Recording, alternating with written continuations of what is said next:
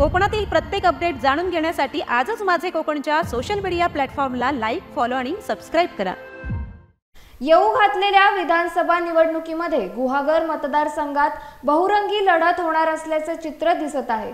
खेड तालुक्यातील असगणी गावचे सुपुत्र व कुणबी समाजाचे कार्यकर्ते संदीप फडकले हे अपक्ष निवडणूक लढवणार असल्याची जोरदार चर्चा सुरू आहे।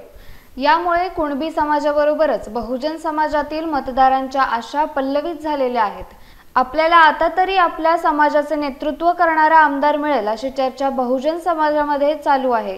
कोकणातील अतिशय महत्त्वाचा असा विधानसभा मतदारसंघ म्हणजेच खेड गुहागर विधानसभा मतदारसंघ येथे विद्यमान आमदार भास्कर जाधव यांचे प्रस्थ भक्कम बसलेले आहेत। मात्र तरीही मागील विधानसभेच्या वेळी कुणबी समाजाचे सहदेव बेटकर यांनी भास्कर जाधव यांना कडवी झुंज दिली होती।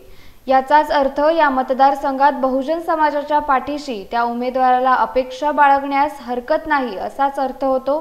संदीप फडकले हे खेड तालुक्यातील असगणी गावचे सुपुत्र आहेत। त्यांच्या अपक्ष लढण्याबाबतच्या चर्चांना अनुसरून त्यांना विचारले असता त्यांनी त्यांच्या आजपर्यंतच्या सामाजिक कार्याबद्दल माहिती दिली आहे। कोणतेही मोठे पद जवळ नसताना केवळ समाजकार्याची आवड आणि बहुजन समाजाविषयी आपुलकी या जोरावर एखादा कार्यकर्ता जर एवढी समाज उपयोगी कामे करत असेल तर आम्ही त्याच्या पाठीशी का उभे राहू नये असे मत जनमानसातून तयार झाले आहे। यामुळे संदीप फडकले जर विधानसभेला अपक्ष म्हणून आमदारकीला उभे राहिले तर प्रस्थापितांसमोर हे एक प्रकारे आव्हान असणार आहे।